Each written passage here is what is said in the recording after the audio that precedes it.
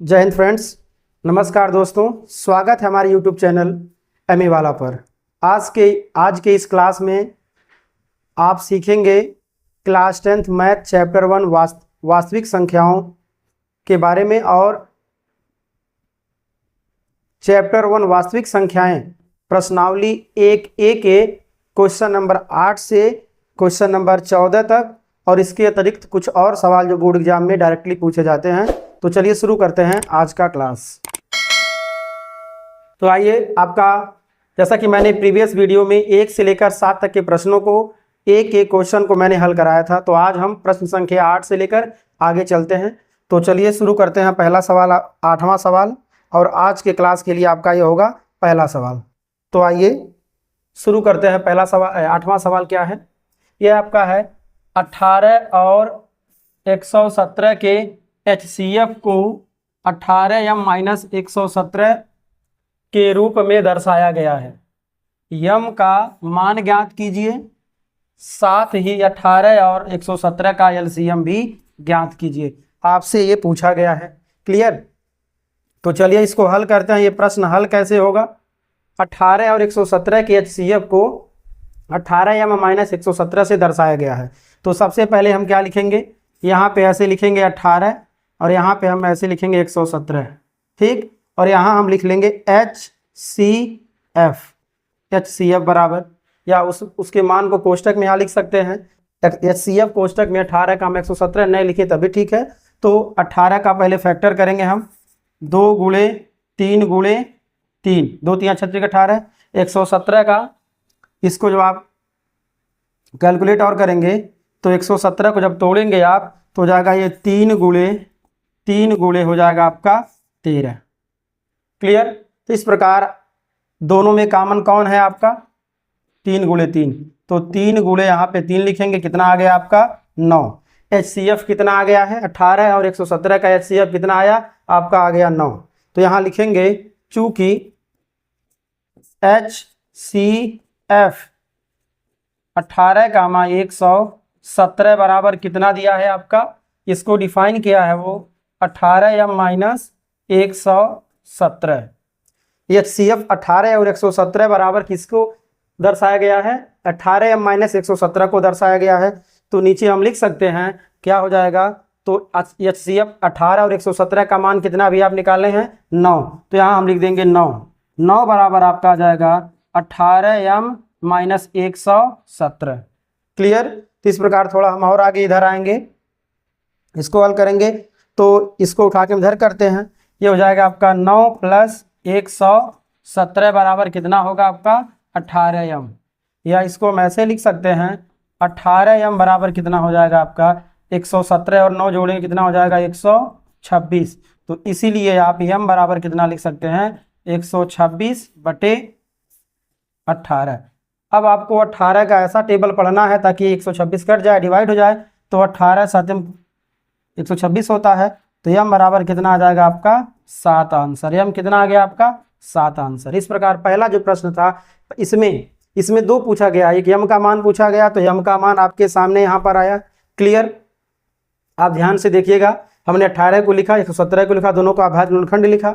HCF निकाला, 9 आया, और HCF बराबर 18m-117 के हमने इसको इक्वल रख करके इसको सॉल्व किया, और m बराबर कितना आ गया आपका? आंसर 7 आ गया। तो चलिए अब इसी प्रश्न में एक और पूछा गया है, 18 और 117 का LCM भी ज्ञात कीजिए। तो पुनः यहाँ लिख लेंगे, उसी प्रश्न में आपका है, ये आपका वही प्रश्न है। इसी में हम क्या करेंगे, पुनः एक बार और लिखेंगे क्योंकि 2 प्रश्न पूछा गया ना। पुनः लिख लेंगे हम LCM 18 का 117 बराबर क्या हो जाएगा?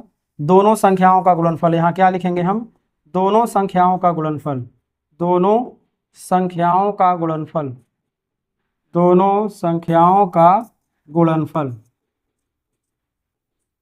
और बटे क्या लिख देंगे हम यहाँ पे? HCF कितना? 18 का 117। इस प्रकार कितना आ जाएगा आपका? संख्या दिया है 18 गुणे 117 हो जाएगा गुणा इनका, और में से कितना आपका HCF कितना आया है? 9। जिससे डिवाइड करेंगे 9 दूना 18। अब जब गुणा करेंगे हम, 2 का गुणा 117 में कितना हो जाएगा आपका?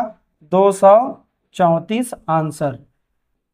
तो इस प्रकार ये एलसीएम 18 और 117 का कितना हो गया है 234। क्लियर। तो इस प्रकार प्रश्न संख्या 8 भी आपका क्या हो गया है कंप्लीट। चलिए अब हम अगले प्रश्न पर आते हैं, प्रश्न संख्या 9 पर आते हैं। तो चलिए देखिए इसमें क्या कहा गया है। जांच कीजिए कि क्या किसी प्राकृतिक संख्या n के लिए संख्या ये 6 टू द पावर n है, 6 की घात n 0 पर समाप्त नहीं हो सकती है। क्लियर। तो इस प्रश्न को मैं मौखिक ही बोल देता हूं, क्यों? क्योंकि इसमें थ्योरी ही लिखना है, इसमें शब्द द्वारा ही लिखना है, इसको कोई हल नहीं करना है। तो प्रश्न क्या है, जांच कीजिए कि क्या किसी प्राकृतिक संख्या n के लिए संख्या 6 की घात n 0 पर समाप्त हो सकती है। तो इसका आंसर लिखेंगे नहीं। किसी भी प्राकृतिक संख्या n के लिए 6 टू द पावर n संख्या 0 पर कभी समाप्त नहीं हो सकती, क्योंकि 0 पर संख्या समाप्त वही होती है जिसके फैक्टर में 2 या 5 होता है, 2 या 5 दोनों होता है। वही संख्या 0 पर समाप्त होती है जिसके फैक्टर में 2 और 5 अर्थात 10 का गुणा होता है।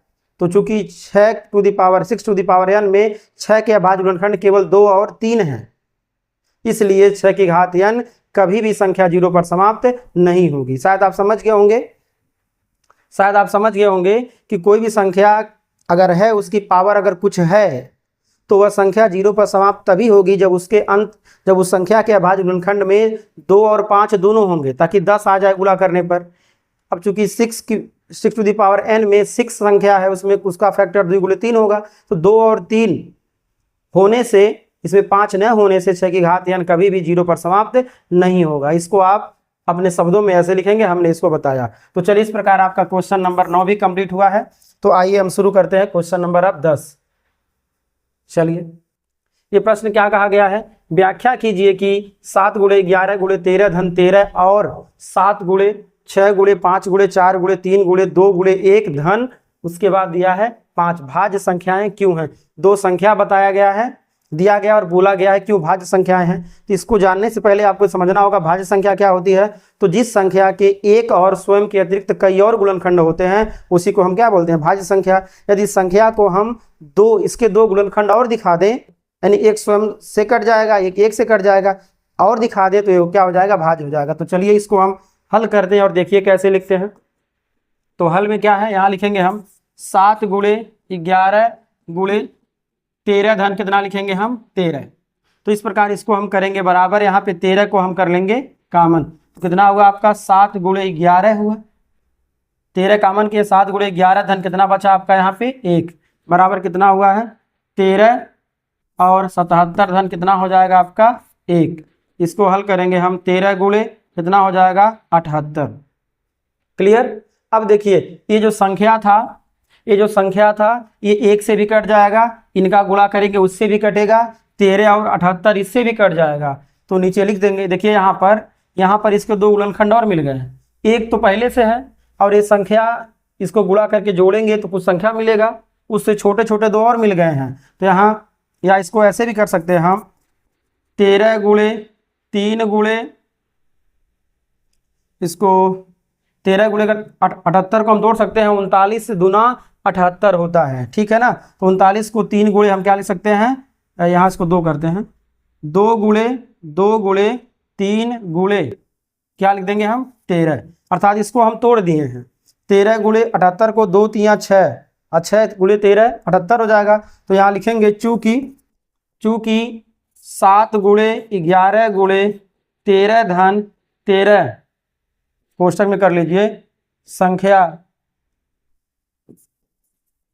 संख्या के 2 से अधिक गुणनखंड हैं, 2 से अधिक गुणनखंड हैं, तो इसलिए यह संख्या क्या है, भाज्य है।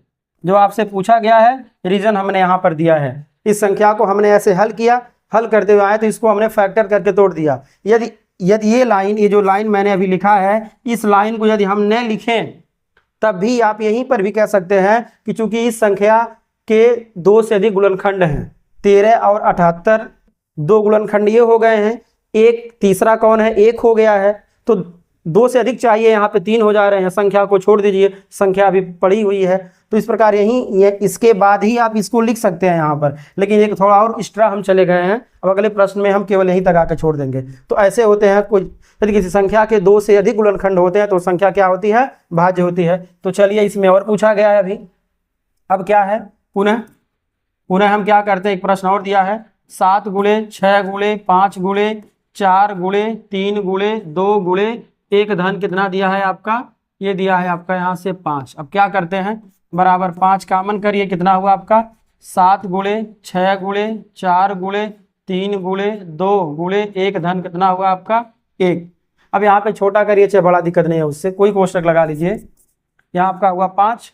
अब देखिए गुणा करते हैं, 7 छक्का 42 और गुणे 2 3 6 चौका 24। इससे थोड़ा आसान हो जाता है गुणा करना, और प्लस आपका 1 एडवांस में है। 7 छक्का 42, 4 3 12 दूना 24 ऐसे कर दिए, प्लस 1 उतार दिए हैं। इस प्रकार आपका कितना हो गया है 5 और इंटू भी रहने दीजिए इसको ऐसे। अब इसका गुणा करेंगे, 24 दूना 48 होता है, 24 दूना होगा 48, 24 चौका 96, 24 चौका 96 और हासिल 4 कितना हो जाएगा 100। इस प्रकार 1008 हुआ, और धन 1 आपका एडवांस में है, कितना हो जाएगा आपका 5 गुणे 1009। आप बताइए ये जो संख्या दिया है 5 से भी कटेगा, 1009 से भी कटेगा, और 1 से भी कट जाएगा, और स्वयं से भी कट जाएगा। तो यहाँ लिख सकते हैं चूंकि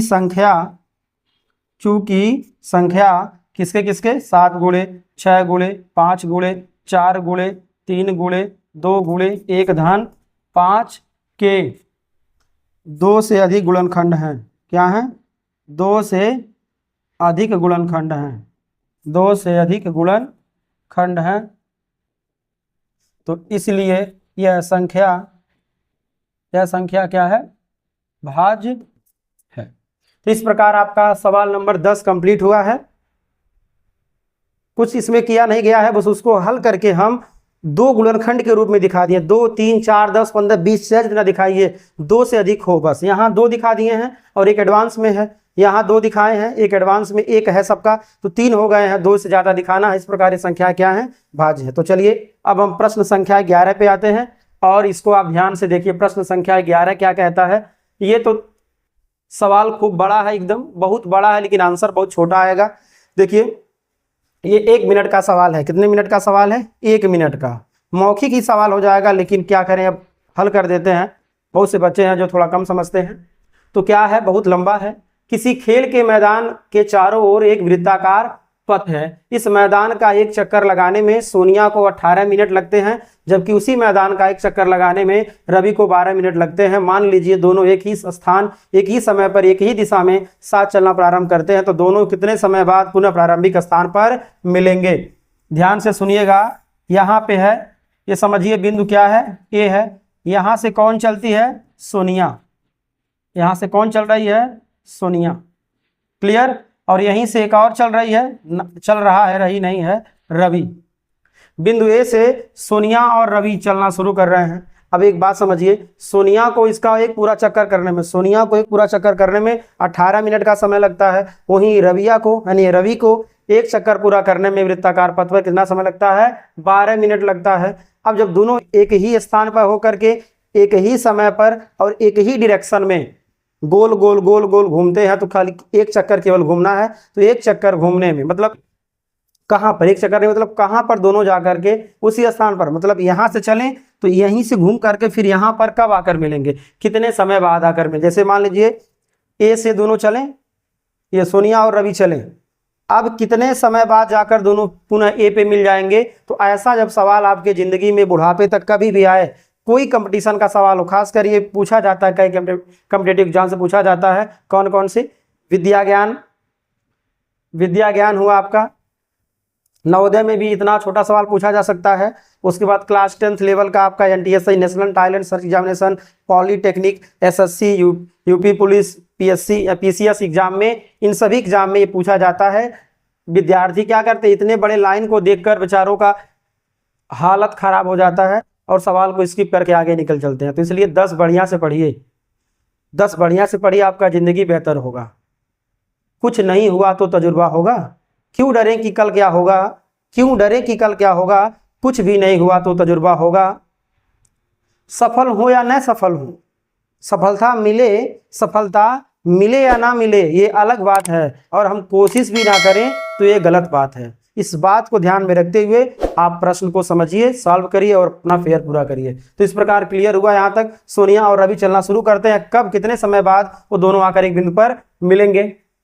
तो सबसे पहले हम क्या लिखेंगे, यहाँ ऐसे ऊपर लिख लेंगे हम अभिष्ट समय बराबर, क्या लिख लेंगे हम, अभिष्ट समय। याद रखिएगा अभिष्ट का मतलब होता है जो प्रश्न पूछा गया वही। अभिष्ट समय बराबर क्या हो जाएगा, ध्यान से सुनिएगा, LCM किसका 18, 12। इस प्रश्न का आंसर क्या होगा, अभिष्ट समय बराबर LCM 18, 12। ये इसका क्या होगा, आंसर होगा। लेकिन पहले इसको हल करना पड़ेगा।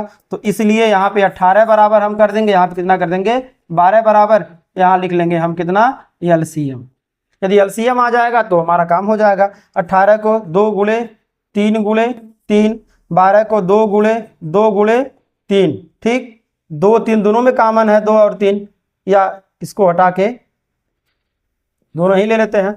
तो 2 ये वाला अकेला बचा है, 2 गुणे कॉमन वाला लिख लेते हैं 2, उसके बाद आपका 3 भी कॉमन वाला ले लेते हैं और एक एक्स्ट्रा बचा हुआ है। देखिए ये दोनों में है, ये दोनों में है, तो इसको हम एक बार उतार लिए हैं। ये बेचारा सिंगल है, यहाँ उतारे हैं, ये बचा हुआ यहाँ उतारे हैं। तो 2 दूना 4, 3 12, 3 कितना हो जाएगा 36। कितना हुआ आपका 36। तो अभिष्ट समय कितना होगा LCM 18, 12, यही होगा। लेकिन इसको हम हल किए तो कितना आया LCM 36 आया। तो नीचे लिख सकते हैं, यहाँ पर हम यहाँ लिख लेंगे हम अतः दोनों 36 मिनट बाद, अतः दोनों 36 मिनट बाद पुनः प्रारंभिक स्थान पर मिलेंगे, पुनः प्रारंभिक स्थान पर मिलेंगे। क्लियर। इस प्रकार आपका ये प्रश्न हुआ पूरा। चलिए अब प्रश्न संख्या हम आते हैं 12 पर। 12 और 13 एक साथ देखिएगा। 12 में क्या दिया है, नीचे दी गई आकृति में x तथा y के मान ज्ञात कीजिए। अगर आपको कम दिख रहा होगा तो हम फिर से लिख देते हैं। यहाँ पर दिया गया है x, यहाँ पर क्या दिया गया है x, यहाँ पे दिया गया है 3, यहाँ पे दिया है 195, यहाँ पे दिया है आपका 3, और यहाँ पे दिया है आपका y, यहाँ दिया है आपका 5, और यहाँ दिया गया आपका 13। क्लियर। ऐसा प्रश्न दिया गया, पूछा गया आपसे कि क्या मान होगा x और y के। तो इसका हम क्या करेंगे यहाँ पे हल। तो सबसे पहले देखिए x का मान यहाँ से निकाल कर हम ला सकते हैं, सीधे डायरेक्टली आ जाएगा। तो x बराबर क्या आ जाएगा, क्योंकि ये वृक्ष गुणनखंड है ना, तो ऊपर वाला जो होगा इन्हीं नीचे वाले दोनों से बना है ना। तो x बराबर कितना हो जाएगा 3 गुणे 195, इन्हीं दो परिनाटिका है ये, इन दोनों का गुणा ही बराबर x के होगा। तो x बराबर 3 गुणे 195 कितना आ जाएगा आपका 5 3 15 को 5, 3 27 1 28, 3 का 3 2 कितना हो जाएगा आपका 5, 5 या 15 को 5, 3 27 1 28, और 3 का 3 2 5। इस प्रकार आपका x का वैल्यू इतना आपका हो गया। ठीक। तो y बराबर क्या हो जाएगा बताइए, y के सहारे, y किसके सहारे टिका हुआ है 5 और 13 के, तो y बराबर कितना हो जाएगा आपका 5 गुणे 13। y के कौन कौन फैक्टर है 5 और 13, तो गुणा करेंगे कितना आ जाएगा आपका 13 5 65। इस प्रकार प्रश्न संख्या आपका 12 भी कंप्लीट हुआ है। बहुत इजी इस प्रश्न है। अब सवाल नंबर जो 13 है, व्याख्या कीजिए कि 7 गुणे 13 गुणे 11 धन 11 और 7 गुणे 6 गुणे 5 गुणे 4 गुणे 3 गुणे 2 गुणे 1 धन 3 भाज्य संख्या क्यों है। तो इस प्रश्न को हम बिल्कुल नहीं बताएंगे। क्यों नहीं बताएंगे, अभी जो प्रश्न ऊपर गया है उसी जैसा सेम टू सेम है। क्लियर। तो जैसे अभी हम बताए हैं, अभी ऊपर वाला प्रश्न सेम टू सेम ऐसे लगाना। चलिए इसको हम अब गिव अप करते हैं, इसको हम हटाते हैं यहाँ से। अब सवाल नंबर लास्ट प्रश्न है, ये आपका लास्ट प्रश्न है। आइए देखते हैं कैसे हल होगा। ये भी आपका कुछ जैसे बताएं अभी वैसा हुआ है। x है, यहाँ पे 2 है, यहाँ पे आपका है 33 81 दिया है, यहाँ पे आपका 3 है, और यहाँ पे थोड़ा क्लियर नहीं है, यहाँ पे आपका क्लियर ये नहीं है शायद। ठीक है ना, ये थोड़ा क्लियर दिख नहीं रहा है प्रश्न। क्लियर दिख गया। अब 161 है, यहाँ पे आपका 7 है, यहाँ पे आपका ये है z। क्लियर। तो इसे हमें क्या करना है, हल करना है बस। तो अब आपको देखना है x बराबर कितना हो जाएगा, x बराबर 2 गुणे कितना हो जाएगा 33 81। इसको हल करेंगे, 2 का 2 हो जाएगा, 2 8 16 को 6, 2 3 6 1 7, और 2 3 6 हो जाएगा आपका। इस प्रकार आपका आंसर हो जाएगा ये। y का मान कितना होगा जरा ध्यान दीजिए। y बराबर y किससे, y के कौन फैक्टर है 7 और 161, y बराबर कितना हो जाएगा 7 गुणे 161। इसे जब हल करेंगे 7 एकम 7, 7 छक्का 42 को 2 और 7 एकाएं 7 4 कितना हो जाएगा 11। 7 एकाएं 7 हो जाएगा, 7 छक्का 42 को 2 हासिल हो जाएगा 4, 7 एकाएं 7 4 कितना हो जाएगा 11। तो इस प्रकार आपका यह आंसर हो गया है। जड बराबर देखिए क्या होगा, जड किससे, देखिए यहाँ पर ध्यान दीजिएगा 161 के दो फैक्टर हैं 7 और जड, तो यहाँ लिखेंगे जड बराबर क्या हो जाएगा, या इसको ऐसे हम लिख सकते हैं, इसको ऐसे लिख सकते हैं, ध्यान दीजिएगा आप लोग, इसको ऐसे हम लिख सकते हैं कि 161 बराबर किसके है 7 गुणे जड के, तो इसलिए हम जड बराबर 161 बटे कितना लिख सकते हैं 7। हल करेंगे हम 7 दूना 14 हो जाएगा, बचेगा आपका 2 और 1 हो जाएगा 21, 7 तिया कितना हो जाएगा 21। इस प्रकार आपका एक्स वाई और जेड के तीनों मान आ गए हैं। इस प्रकार आपका पूरा अभ्यास का प्रश्न हुआ समाप्त, लेकिन अभी समाप्त नहीं हुआ है, कुछ आपको एक्स्ट्रा प्रश्न हम दे रहे हैं, आपको सॉल्व करना है।